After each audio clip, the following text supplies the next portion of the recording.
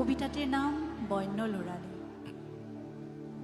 হৰা শেৱালি দেখিলে মোৰ মনত পৰে সেই চোতালখনলৈ আৰু সেই পদূলিটোলৈ য'ত এতিয়াও উশাহ লওঁ মই।